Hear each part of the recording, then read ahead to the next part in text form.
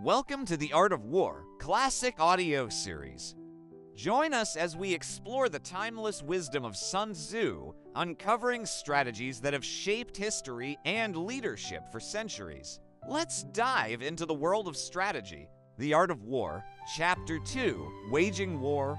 Sun Tzu said, "In war, when an army consists of 1,000 swift chariots, 1,000 heavy chariots, and 100,000 fully equipped soldiers, with enough provisions to march 1,000 miles, the cost of maintaining such an army can reach 1,000 pieces of gold per day. This includes expenses at home, guest entertainment, and essential items like glue, paint, chariots, and armor. When battle begins, if victory takes too long, the soldiers grow weary. Their weapons lose their edge and their spirits falter. If you lay siege to a walled city, your strength will be drained. Protracted campaigns deplete the state's resources. As your forces weaken and your treasury runs dry, neighboring rulers may seize the opportunity to attack. In such a case, no general, no matter how skilled, can avert disaster. While haste in war may be foolish, long delays are even worse. A prolonged war benefits no one.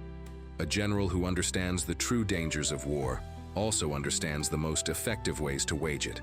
The skillful general does not conscript troops repeatedly or transport provisions multiple times.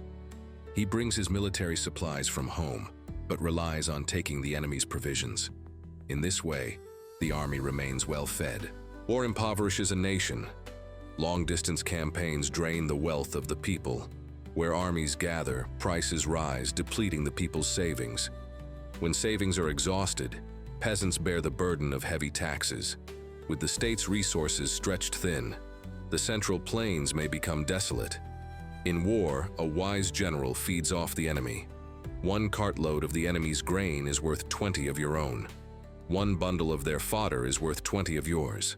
To defeat the enemy, cultivate rage. To gain spoils, offer rewards. In chariot battles, if 10 or more chariots are captured, reward the first captor. Replace the enemy's banners with your own and mix their chariots with yours. Treat prisoners of war well. This strengthens your army. Thus prize victory, not long campaigns. The general who understands war is the protector of the people and the arbiter of the nation's fate. The Art of War, Chapter 2, Waging War. Interpretation. Chapter 2 of The Art of War focuses on the economic cost of warfare, the necessity of swift victory, and strategies to reduce wartime expenditures, notably by relying on enemy provisions. Economic burden of war.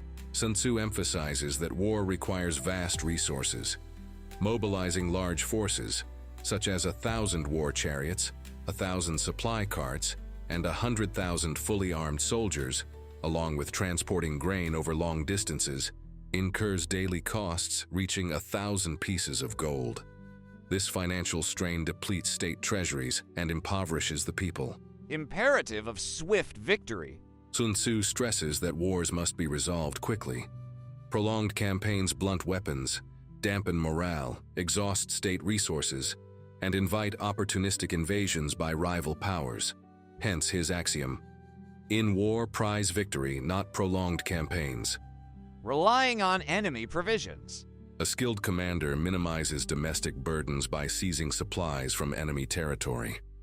This strategy reduces logistical costs while weakening the enemy's economic foundation. Commander's responsibility. Sun Tzu declares that generals versed in the art of war become the guardians of the people's lives and arbiters of the nation's fate. They must fully grasp both the dangers and benefits of war to make sound decisions. Conclusion. Chapter 2 reveals Sun Tzu's profound understanding of the link between war and economics, advocating rapid resolution and resourcefulness to mitigate the devastating impact of war. Thank you for listening to the Art of War Classic Audio Series on China Tales. If you enjoyed this episode, please subscribe and help us share more timeless strategies. Your subscription supports us in keeping these ancient teachings alive. We'll see you in the next episode as we continue exploring the wisdom of the art of war. Finally, we have created a song inspired by this chapter. Please enjoy.